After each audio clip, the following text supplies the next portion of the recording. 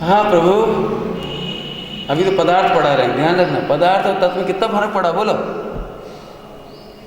अब कौन सी निर्जरा की बात कर लेते हैं आप लोग? द्रव्य निर्जरा की। इधर 1 नंबर है, हम तीसरे की कर रहे और चौथे की करें। कान्जी स्वामी इधर से बोल रहे थे, तुम इधर से पकड़ रहे थे। और इधर का भी सही सार देखना हो तो फिर कहता हूँ जाओ पूजा पाठ जहाँ होती वहाँ देखो कैसे, क्या वेल मेंटेन्ड हो, कैसे होती देखो जरा। किसी दिन तुम पौध पकड़ की पूजा देखना, कभी जाओ ना, कभी 10 लक्षण में कितनी सिस्टमेटिक विधान देखना। कभी एक गंदगी नहीं मिलती है आपको उस कमरे में। नीचे तुम नहीं गए होगे तलघर में, गए थे तलघर में? नहीं गए। 70 लाख का साहित्य है और 100% निःशुल्क भेंट, जिसे भी ले जाना ले जाओ। और ऐसा नहीं 16पुर का भी है, भला का भी है, इधर का भी, उधर का। साहित्य पढ़ो, जिन्हें चाहिए ले जाओ। वेल मेंटेन्ड 100% 70 लाख का साहित्य, उसके लिए कारखाना खोला उन्होंने। एक आदमी इसके लिए लगाया है कि जितने शास्त्र खरीद के आएंगे सबके ऊपर लेमिनेशन चढ़ा, लेमिनेशन चढ़ाया जाता है। एक दिन जाना, अब किसका भी कलकत्ता, नीचे जाके देख लो। कलकत्ता पद्म पुकुर का मंदिर, ये कोने में जाना तुम, द्रव्य वाले कमरे, तुम अपने द्रव्य वाला कमरा देखना और उधर का द्रव्य वाला कमरा देख के आना। मेरे कल रात को इतना विचार आ रहा था, इस समय हिंदुस्तान में मुझे 2 मंदिर ऐसे दिखाई दिए जिनको गोल्ड मेडल और सिल्वर मेडल देने की इच्छा होती है। उसमें पद्म पुकुर पहला नंबर है, गोल्ड मेडल के लायक है। और एक 100% श्वेतांबरों ने एक मंदिर बनाया है कच्छ में, एक भी दिगंबर नहीं है। सिल्वर मेडल देने की इच्छा उसे होती है, कभी मेरे साथ चल के देखना। विधान की पुस्तकें, विधान के मांडना, विधान की सामग्री, कि ऐसे जैसे आप सोना चांदी रखते हो ना, बिल्कुल बाकायदा ऐसे रखे। हमें अपने मंदिरों में तो शर्म आती है, जुगाड़मैन का काम है, जुगाड़मैन का काम। जुगाड़मैन समझते हो? एक प्लास्टिक के डब्बा में चिटके रख दी, एक प्लास्टिक के डब्बा में बादाम रख दी, धूप रख दी, शक्ल देखो उनकी जाके। इसकी रखी हुई शक्कर नहीं खाओगे तो। जे जुगाड़मैन का काम। 3 लोग के नाथ का संवत्सरण लगाओगे तुम, इंद्र बनोगे तुम।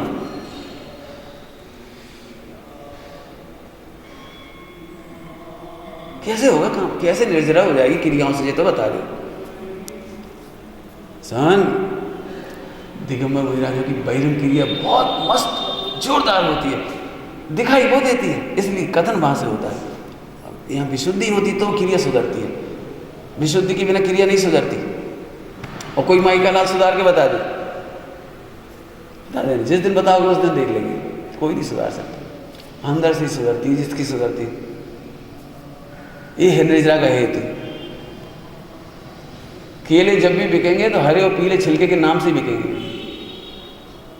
निर्जरा का जब भी कथन होगा इस रेपर की तरफ से ही होगा। रेपर देख के पता लगे अंदर कितना अच्छा है। अभी तुम मेरे कमरे में आओ और मेरा रेपर खराब दिखाई दे रहा, तुम नहीं समझ जाओगे काहेगा ब्रह्मचर्य का। हम गए थे तो लड़की का फोटो देख रहे थे, मोबाइल में पिक्चर देख रहे थे, गाना गा दे हमने दरवाजे पे से सुना, चाय जैसे लेट रहे थे, उठ रहे थे, बैठ रहे थे, चाय जैसे खा पी रहे थे। रेपर बदनाम होगा तो तुम्हें नहीं समझ में आया अंदर का आत्मा खराब है। 3 कसाई चौकड़ी के अभाव का माल है अंदर, बाहर अद्भुत परिणति होती है, उसमें कभी स्वच्छंदता नहीं होती। तब निर्जरा के दोनों हेतु अब कहे जाएंगे, उपादान हेतु और निमित्त हेतु। लेकिन ध्यान रखना सही प्रकार से नहीं कह रहे हो, ये उपादान है, ये नैमित्तिक है, निमित्त नहीं है। पढ़ना इसे अंग्रेजी से छोड़ो, ये नैमित्तिक है, उपादान अंदर है। स्वाध्याय करने की गहराई से चलो निर्जरा की बात करें तो विज्ञान घन होता जाता है। कैसे होता होगा उसके उपाय कल बताएंगे। थोड़ा टाइम तो लग रहा है, थोड़ा धैर्य के साथ सुनना पड़ेगा, लेकिन ये बात पक्का सही बात समझ में तो आना चाहिए। अभी मोक्ष नहीं समझाया, अभी तो मोक्ष है, अरे क्या का नाम मोक्ष है। कोशिश करेंगे भैया, देखो हम ज़्यादा वादा नहीं कर सकते, तुम्हारे भवि भागन रात को मोक्ष लेने की कोशिश करेंगे। अभी हमें मोक्ष का सुख नहीं लगता ना, इसलिए ये सुख लगता है। ईमानदारी से बताओ, कलेजे पे हाथ रहे, मोक्ष के सुख की कौन को स्वप्न आता है? किसी को नहीं आता। संबंधिता के नाम पर भी नाम ही याद है बस, वो परिणति की इमेज बनती है आपको। संबंधिता की इमेज क्या है, बोलो क्या है संबंधिता की इमेज क्या है? इसलिए तो हम शिथिल हो रहे। मैंने कल ही कहा था, मेरे को कोई बर्दाश्त नहीं कर पा रहा। निकटवर्तियों को भी तकलीफ होती है, और मैं खुल के कहता हूँ, दिया तले अंधेरा होता है, दिया तले अंधेरा। क्यों? हमें जो चीज दिखी वो तुम्हें नहीं दिख रही, हम क्या करें, कैसे समझाएंगे?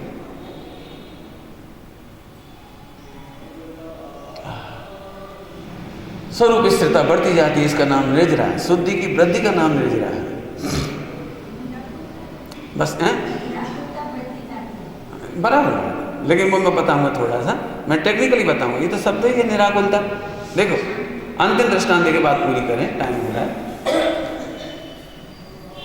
एक बच्चा खेल कूद में मस्ती में जीवन जा रहा है उसका, लगभग जाते ही सभी को गया होगा, पढ़ाई की केयर नहीं करते थे अपन लोग, चला गया।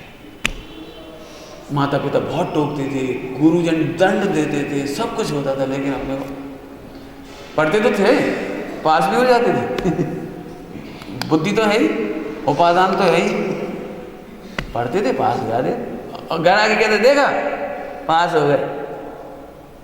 जबरन लगे रहते दिन भर, खेलो नहीं खेलो नहीं खेलो नहीं, पढ़ो पढ़ो पढ़ो, देखो पास हो गए। बेटा माता पिता गुरुजन कहते बेटा ये तुमने नहीं खेला होता तो तुम्हारी फर्स्ट रैंक बनती।